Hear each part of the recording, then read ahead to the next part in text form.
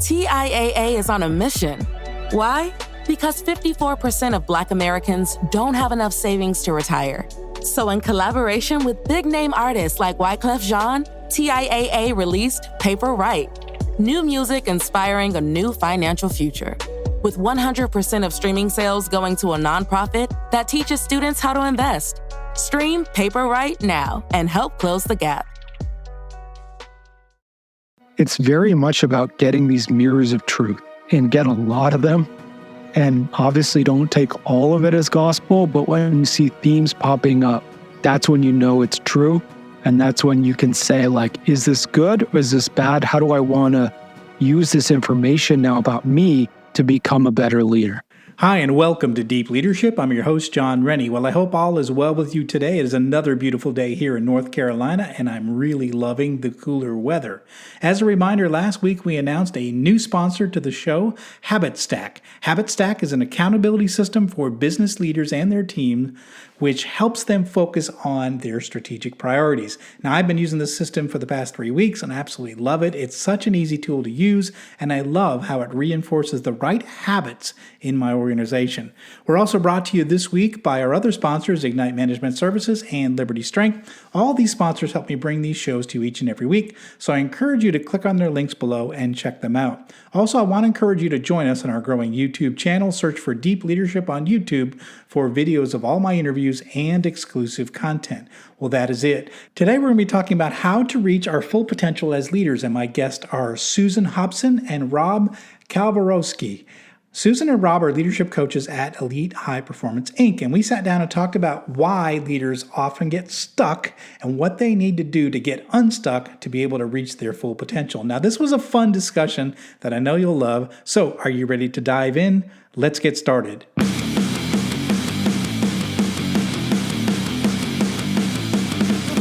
Welcome to Deep Leadership. Leadership is a people business. That's the philosophy of your podcast host, John Rennie. As a former Cold War submarine officer who spent 20 plus years leading businesses in corporate America before starting his own manufacturing business, he knows that leadership matters. Are you ready for some real-world actionable advice from John as well as his expert guests? I'm ready. The show starts right now. Welcome to the Deep Leadership Podcast. Today I'm joined by Susan Hobson and Rob Kalwarowsky. Susan and Rob are experts in mindset and barriers to why high-achieving people don't succeed at leadership or hit a glass ceiling during their careers. Susan is the founder and CEO of Elite High Performance Inc. She is a high-performance leadership coach, published author, and hosts the Leadership Launchpad Project, which is ranked as Canada's #3 leadership podcast. Rob is a TEDx speaker and top leadership coach whose insights on toxic leadership mindset and finding purpose in life have created impactful change for leaders. Rob co-hosts the Leadership Launchpad Project with Susan, and both Susan and Rob are team sport athletes as well. Susan competed in hockey, Rob in water polo, and I'm honored to have them on the show to help us understand how we can reach our full potential as leaders. So Susan and Rob, welcome to the show. Thank you, John, for having us. Yeah, we're excited to be here. Oh, it's great to have you on the show, and I'm really anxious and excited to learn from what your experience. First of all, tell us about Elite High Performance Inc. What do you guys do, and why do clients specifically come to you? So, Elite High Performance Coaching is a science-based coaching practice, and we really specialize and differentiate in the leadership development world in the way in which we approach our leadership development, which is through the mindset.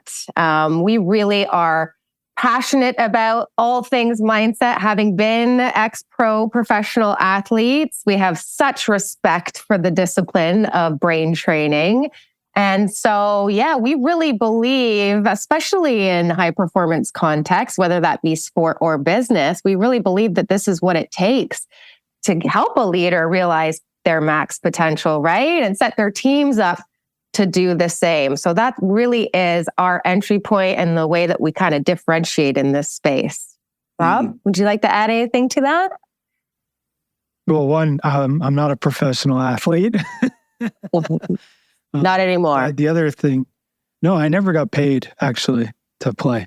But doesn't matter. The big thing, right, is what we do. And this is why we love the term deep leadership is, this is one thing I love, but I love to get in the deep end with my leaders. And this is where we really affect change.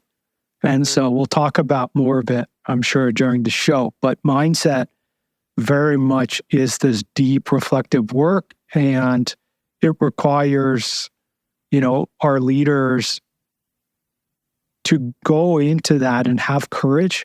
But then also what it does is it unlocks these like behavior change and how they feel on day-to-day basis and these new levels of performance that they were blocked from.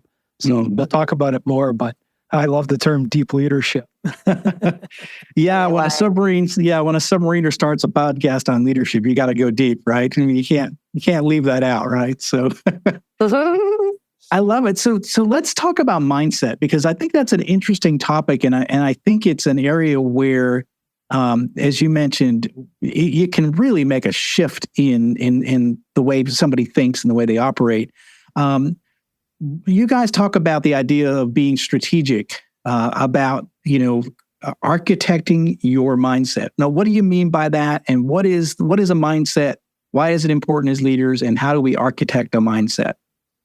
So mindset really is a term that comes from neuroscience. It just refers to the way that we think, right? Which is the result of our conditioning, our hardwiring, our programming, however you want to think about that, right?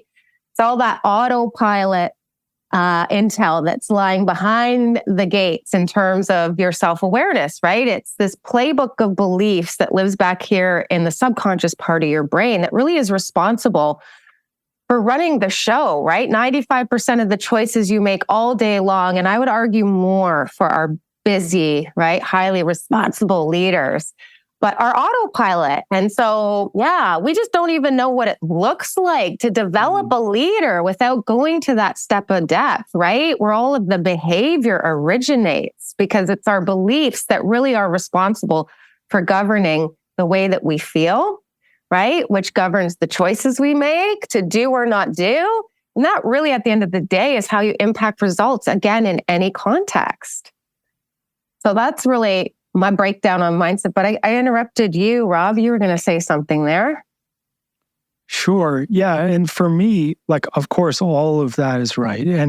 And for me, the way I want folks to think about it, when we talk about autopilot, it's the subconscious that's running the playbook. And so I always say this, have folks ever driven to work or to school to drop your kids off or to the store, and then you get there and you're like, oh crap, how did I get here? How many red lights did I run? I don't even remember, right?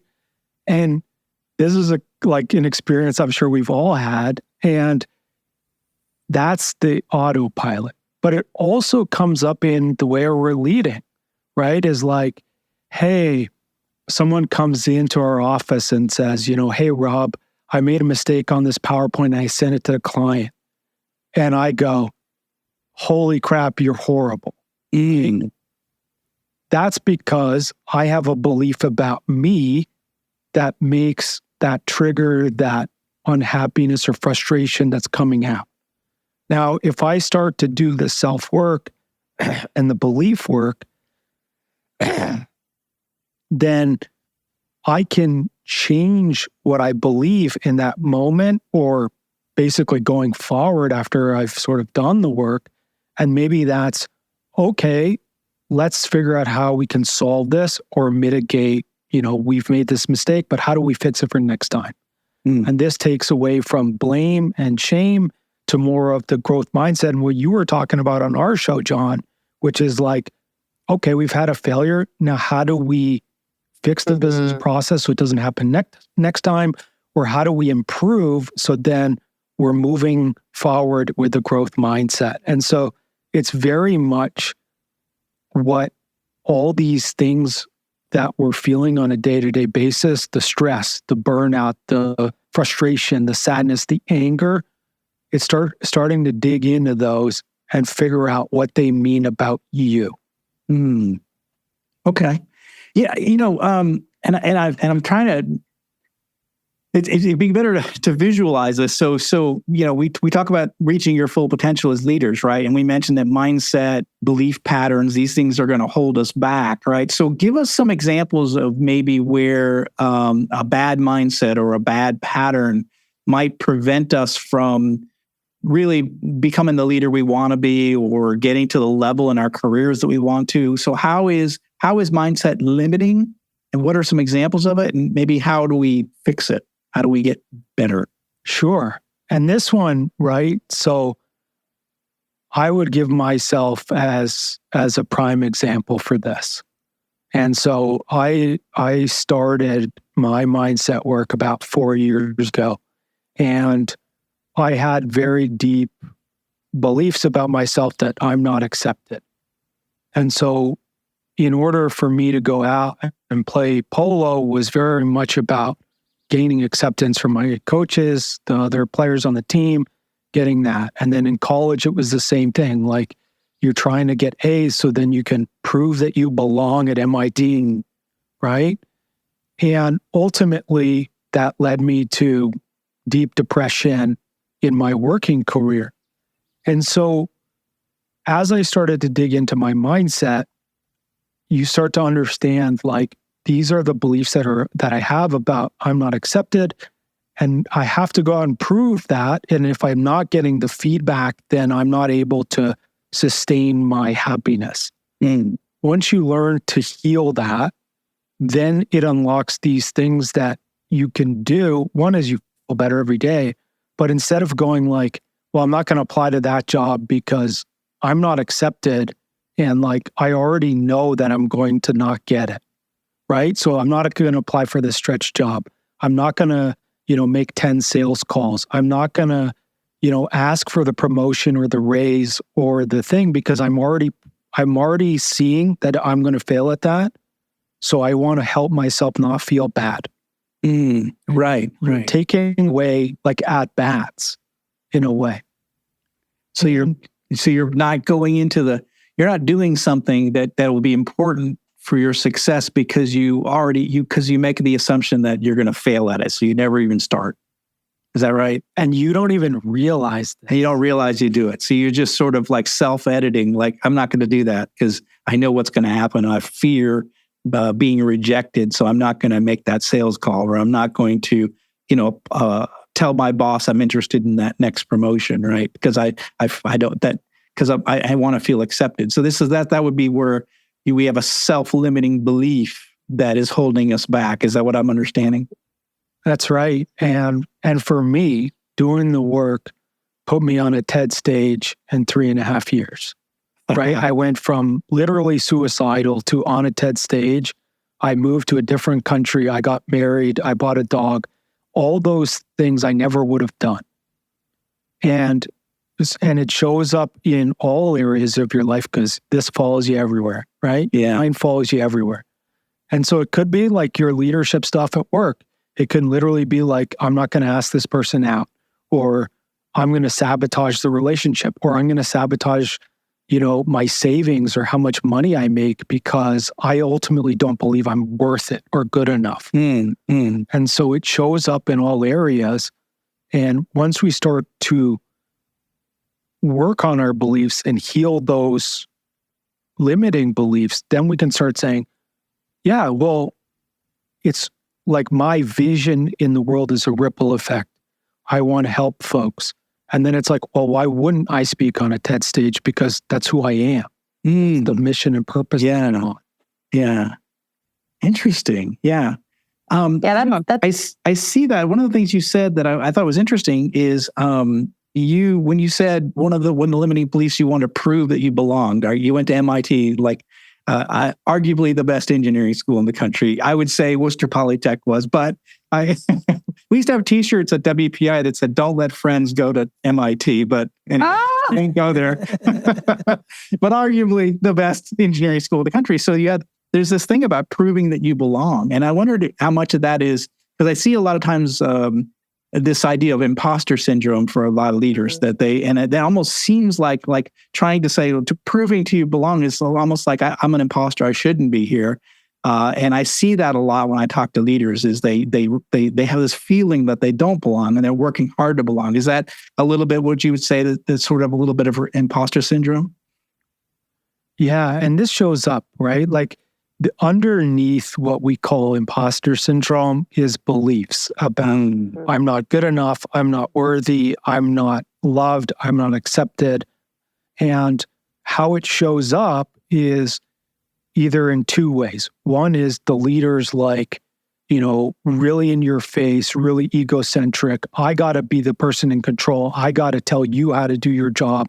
I got to be the authority so I can prove to the world that I do belong in this role. The other way it shows up is ghost managers, where they're like, yes, I don't know anything. My team's smarter than me.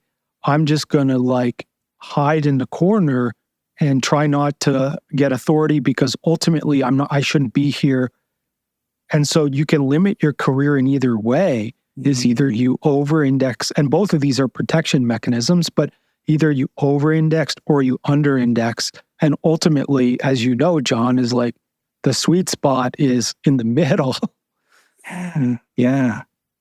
Yeah, that's great. That's powerful. Susan, I cut you off. I'm sorry. No, I was just going to say, it's actually how I came to discover our process because I'm the founder of our business. So I've been doing this for 15 years since I came out of professional women's hockey. But the place that I actually stumbled across this was at the point in my life when I was hitting the brick wall because I actually discovered that I had my own imposter syndrome. And I know you were shocked by this whole notion of these MIT students wanting to belong or feeling like they needed to prove. But that was my experience when I got to Princeton my freshman year, which makes no sense, right? It's like this big fancy Ivy League school. You got to be really smart to get in there, get good grades. And then in my case, I was a heavily recruited athlete because that also was something that needed to be really peak level results for me to be able to get into a school like Princeton.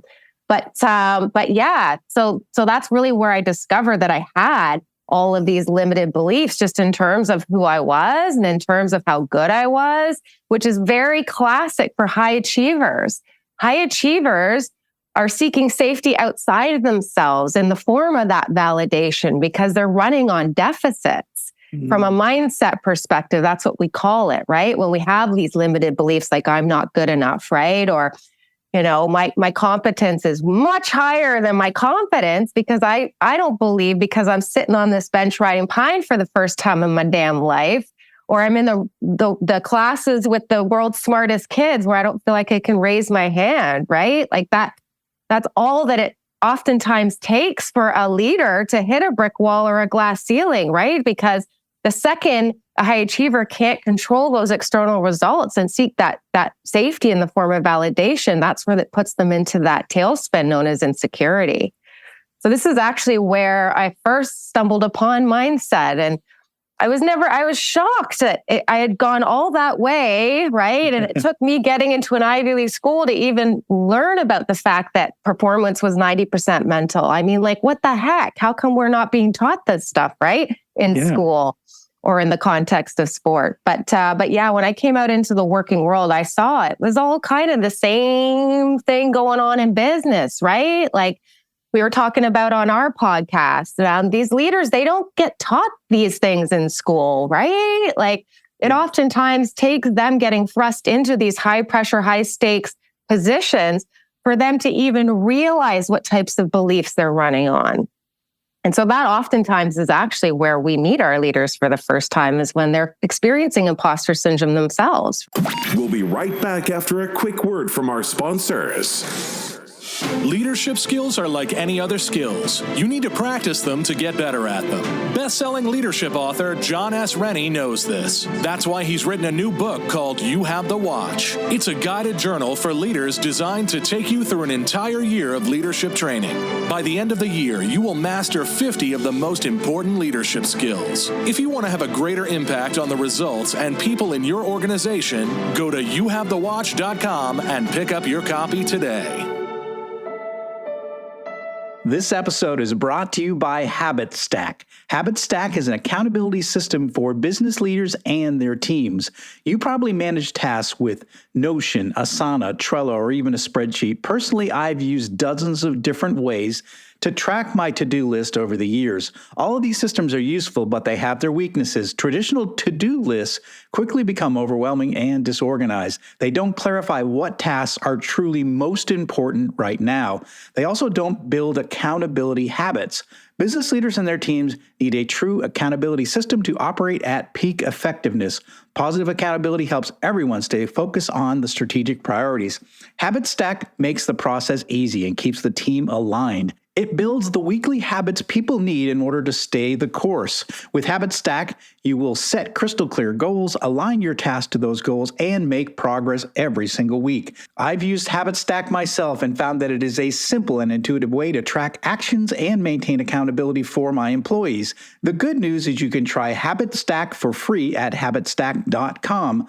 And also, for a limited time, the team at Habit Stack have agreed to provide the listeners of Deep Leadership with free one-on-one training, not just on the software, but also on how to leverage accountability in the right way with your team. So sign up for a free trial at habitstack.com and then tell the team you heard about them on Deep Leadership to get the free one-on-one training. Get Habit Stack and get your strategic priorities done. Go to habitstack.com today to learn more.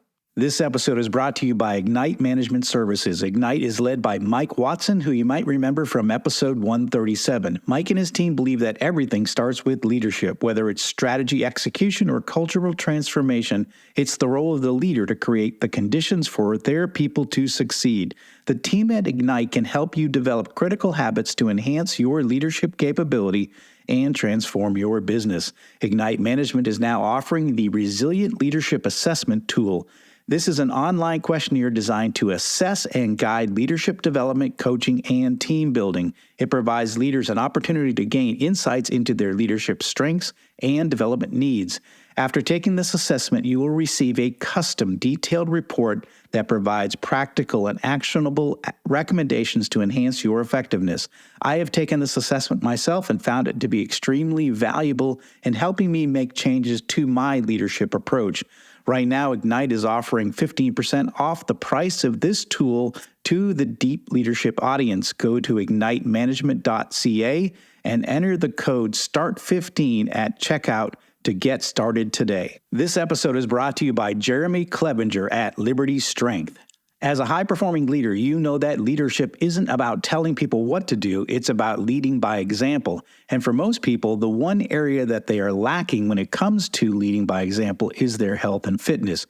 By improving your health and fitness, every other area of your life improves. Your energy skyrockets, your sleep improves, your confidence increases, and more. But how can you get and stay fit as a busy leader? Well, you do what you've always done. You hire the best people for the job. Don't struggle on your own. Put Liberty Strength in your corner. Jeremy and his team will work with you to take your physique, mindset, nutritional habits, and more to the next level with his step-by-step, all-inclusive coaching program. I've worked with Liberty Strength for the past 2 years, and I'm in the best shape of my life, and I'm still hitting strength personal records at 56 years old.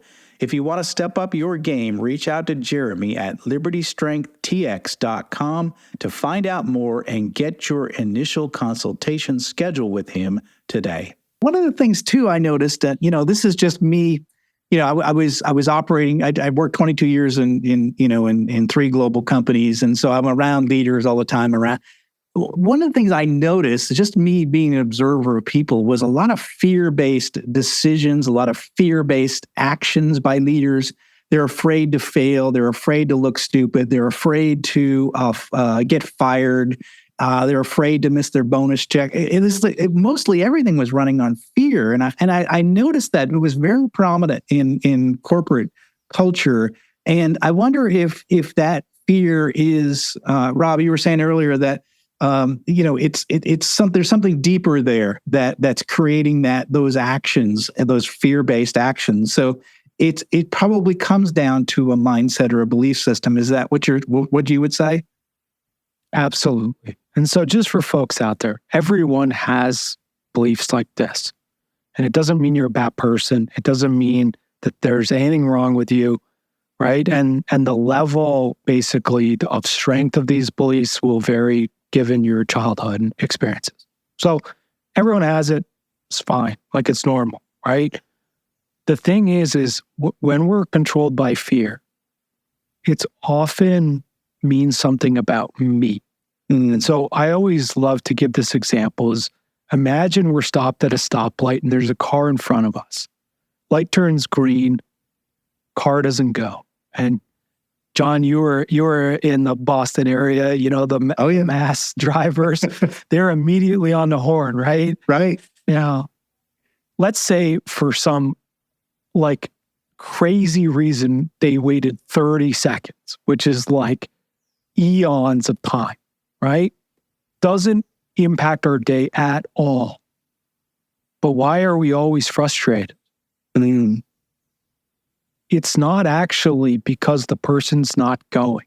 If we're starting to dig into our beliefs, what would the first thing say? Is like the person's not going.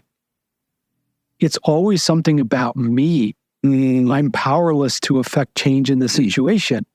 I'm not accepted, or I'm not loved. I know these are two completely irrational things, but that's what beliefs are. They were formed like maybe your mom was something in childhood or your dad, right? And so it's not that you want the guy in front of you to love you. It's just like when they're not seeing you or listening or like respecting you, it comes across as I'm unloved. And ultimately, those beliefs are why you feel frustrated or angry in the situation. And this is the same thing, is once we heal all of this, we don't have to live in fear of the outside world challenging who we are. And so that means, hey, you know, like your story, John, about like the electrical box exploding. It's nothing with you, John. It's just, hey, we didn't account for this failure mode and the thing blew up. Well, now I see it, I know how to fix it, and boom, a month later, great success, right? If this is something where it's like, I'm not good enough, the thing exploded, you can literally, like, you may have literally ended your own career by just being like, I can't work here, I have to quit because this feeling was so much and it hurt so badly that I cannot, like, I can't continue with this project. Yeah. And so it's really, like, I love to say, it's always like most of us are playing defense because we have these beliefs that are running. And so we're not able to, we're just like playing goalie and we're hoping to win the game. Once you heal this stuff, you can go play offense. And like, yes, you won't hit every shot, but you're going to hit shots because, you know, you'll hit 30, whatever the percentage is, right? Depending on what sport, but you'll hit shots. And then when you hit shots, that's when you start winning. Yeah, that makes a lot of sense. Susan, you were going to add something?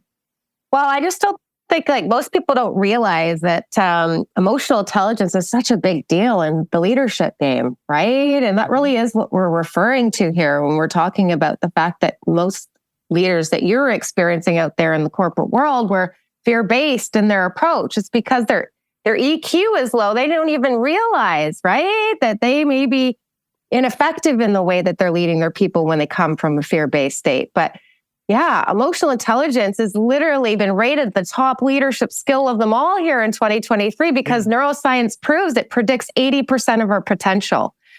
And this is, I think, what Rob and I really grasped from our time in high performance athletics, right? Is like that state that you're in is everything in the context of high performance. You know, those emotions are driving you up or driving you down. But if you don't understand what the heck your emotions even are, you're not at the helm in your self-leadership, right? And so I think that's really what is so fascinating about the mindset work, right? Is because you really are going through that emotion and that emotional awareness, right? To be able to access these beliefs that are running the show. And so that I just think is such a really, really important thing for your audience to really recognize, right? Is just like, first and foremost, this is why they say mindset is everything, right? Because it carries so much weight in terms of the impact that you're going to have as a leader. I mean, most of what's going on, we said the number one play in the new school Leadership 2.0 playbook is the model carries the most weight. But the way that you're relating to yourself subconsciously via your belief systems, that's really what that's all about, because most of what's being conveyed is nonverbal, right? It's a whopping 93%, right? 55% is just the way you are in your body language. 38% is the vocal tonality, the energy and inflection in your voice. Only 7% are the words. And so, yeah, we're really, really passionate about being able to help leaders understand just how game changer it can be to strategically penetrate that mindset, because that really is how you are not only able to accelerate your rate of growth and expand your possibilities in terms of your leadership game, but yeah, it's definitely the thing that's going to have the biggest impact in terms of that ripple effect, right? That influence that you carry as a leader. You mentioned something that's really interesting. You talked about Leadership 2.0. I'm curious because I love that mindset or that idea of Leadership 2.0. Tell us what that is and what that means. The Leadership 2.0 is our terminology. We came up with that when we decided to go on this mission to change the way the game is being played forever. With this whole approach, right, to leadership development and training, which is neuroscience-backed, new school leadership, right? This is obviously all about the mindset, strategy, architecture that we're laying down here today, but it's also about the human-centric approach. It's relationship-centric leadership, right? Because we really, as we're sort of demonstrating here today, we really believe that that's what drives the impact of a leader. Is not only their relationship with their people, but really starting with the relationship that they're in with themselves, right? The way that they're leading themselves internally. But this really, this is what new school research and all this wonderful data we have coming out of this pandemic, especially this is what it all supports, is the future of work, is that this really is what the best practices are here in 2023. It's all about the relationships and the quality of those relationships. I love this idea, and I'll throw this at you both because you're dealing with helping leaders, get rid of those self-limiting beliefs, become the best leader they possibly can be. This Leadership 2.0, which is a human-centric, where you're really aware of yourself, you're really aware of your people. One of the things I've noticed, and help me out with this, is that I think that the people who want to become great leaders are working hard to become great leaders. And one of the struggles I have, and the purpose of this podcast is to build a world with better bosses. That's what we talk about at the end of the show every time. And one of the things I notice is that the people that are good bosses are always working to try to become better leaders, right? It's the ones that are bad that really don't know that they're a bad leader, and they're not working on becoming better. So this is the $1 million question. How do we influence the people that are bad bosses and bad leaders to at least have some level of self-awareness that they're bad, and then to work to get better and to become better? Because as you mentioned, 65%, right? What were you saying? 65%? Destructive. Yeah, I feel like they have terrible bosses, right? Mm-hmm. How do we make that change? How do we impact more leaders? How do we impact the bad bosses to become good bosses? I'll throw it out. I don't think there's any. I haven't found a good answer to that, but I'm just curious. Well, Rob's got it. He did a whole TED Talk on this one. Yes. This is the hard part, right? Is what you mentioned, John, is 65% of the workforce experiences a toxic leader right now. And that's everything from the Darth Vader, Gordon Ramsay on Hell's Kitchen type of leader, all the way to what we talked about, the ghost manager. Ghost, yeah. Right?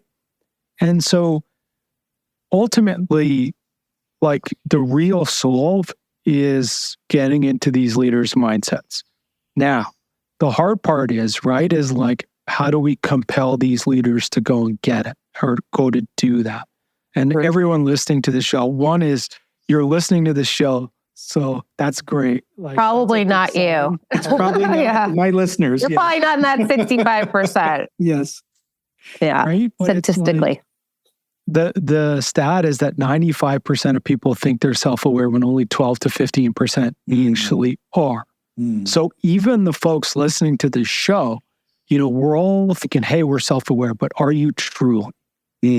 Right? And this requires some self-work, like what are my values? What's my vision? What's going on up here in my mindset? And then there's the extrinsic self-awareness, which is like, how do I impact the folks around me? Or how do you, John, experience me in this moment? Right? Both of these are extremely important. Self-awareness is like one of the top 2 leadership skills right now. And it's hard, right? Because it's hard for us to have that mirror of truth reflect back on us. And that's where you want a therapist, a coach, close friends, a boss, like colleagues, like wherever you can get, even your spouse, like your husband, wife, right? Is like when you can start to get feedback, that's when you can start to improve at least your external self-awareness. And actually, if you go to Dr. Tasha Urich's website about insight, her book, there's a quiz on there where it'll help you actually see where you are in self-awareness. But it's very much about getting these mirrors of truth and get a lot of them. And obviously don't take all of it as gospel, but when you see themes popping up from multiple folks, that's when you know it's true. And that's when you can say, like, is this good or is this bad? How do I want to use this information now about me to become a better leader? That's super powerful. I love what you said, mirrors of truth. I mean, that is because I think you're right. I think that self-awareness is an important topic. And I think those that are less self-aware just to sort of assume, well, I'm a great boss. Everybody likes me. But how do you know if you're not a good boss? Well, you're going to have a lot of mirrors in your truth in your life, right? But you have to be looking and listening for them. And I think that is powerful. I really like what you said there, is just where are those feedback? One of the things you said was, how do I come off, having that conversation, how do you perceive me as a leader? That is an important question. That's hard for us as leaders to do that because you're letting down your guard and there's fear there because you might be rejected by that employee. They might say, you know what, you're the worst boss I've ever worked for, right? And that could happen. And I think that's where the fear is. But those mirrors of truth are really important for us to be able to get that feedback and to get better. Totally. And this stuff, it takes courage, right? And it's also the mindset piece, right? Is like, if ultimately I feel like I shouldn't be in this leadership role because I'm not good enough or I'm not, whatever, all these things, right? I'll never ask for feedback because I don't want it. It hurts what I get. Self-protection. Mm-hmm. And so as we heal these limiting beliefs, that's when we can have that conversation and I could say, hey, Susan, give me feedback on how I'm showing up at work. And she can say, I'd like this to improve or this to improve. And I go, all right, that helps me. Now I can start working on that.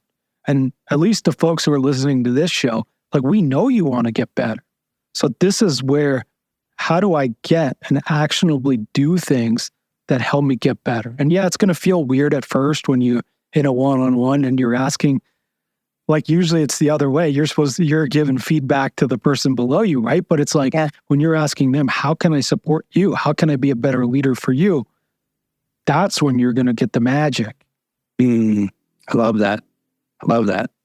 That's powerful. This has been great conversation. I think we talked about a lot of things that can hang us up as leaders and things we need to be aware of. Hopefully, listeners, you got a lot out of it. I was going to ask you guys, what final message would you want to leave with our listeners now? Just get curious. Really isn't that complicated for me. Like, if we are in the leadership game, it really just starts with caring to know, right? So, and I think listening to shows like this or reading books like ours can be really helpful in terms of being able to really pique that curiosity.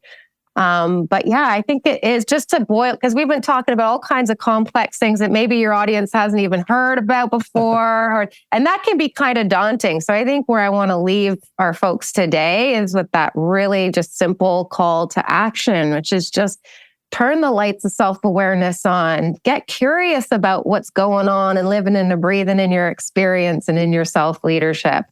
That's really where the point of power is. It's in that choice, right? To care enough, to want to figure out just where you're at and what else you could possibly be doing to possibly enhance the impact that you're having as a leader.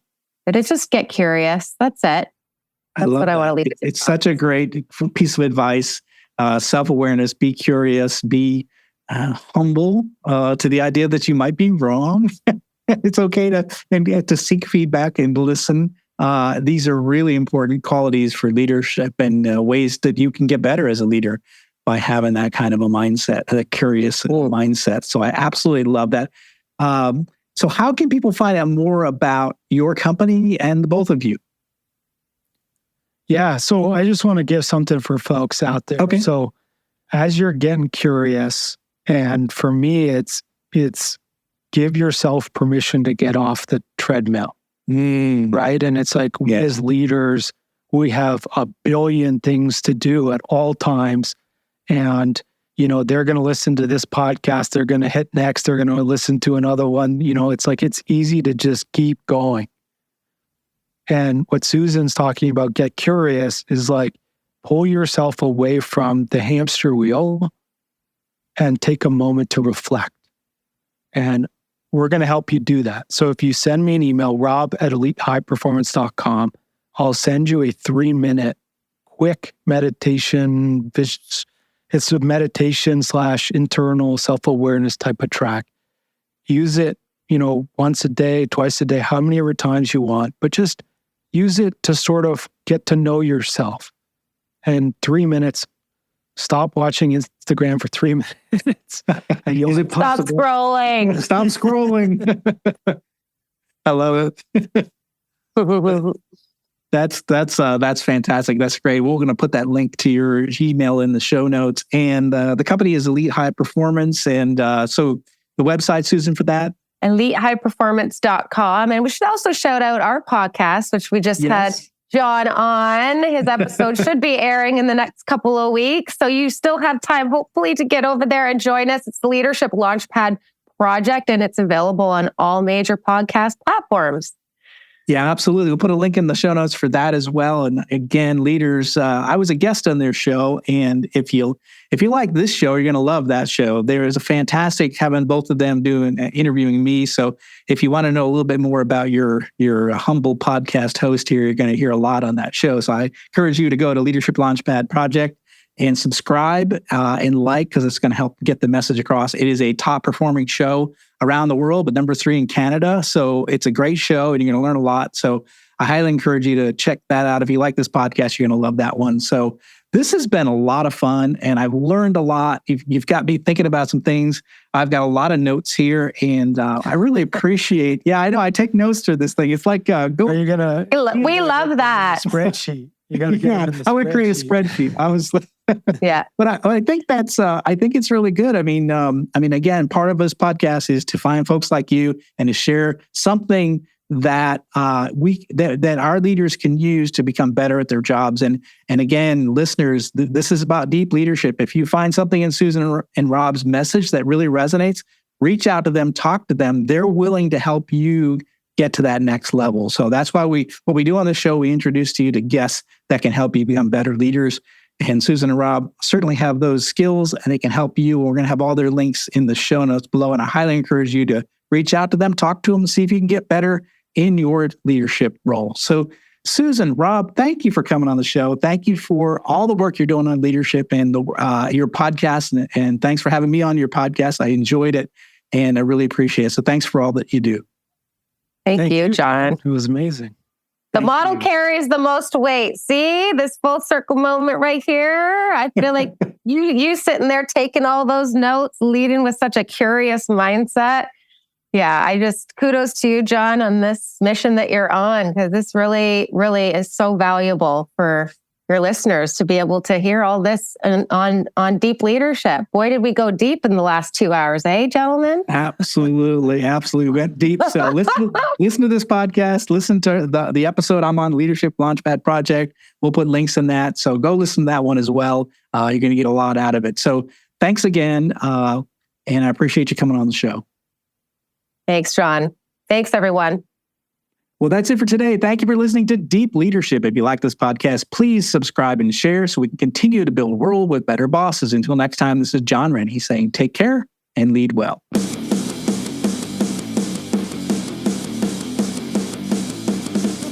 Thank you for listening to Deep Leadership. Thank you. Thank you. Thank you, thank you, thank you for all you do. We hope you enjoyed today's episode. For more information and updates, please visit our website at www.deepleadershippodcast.com or johnsrennie.com. Until next time, take care.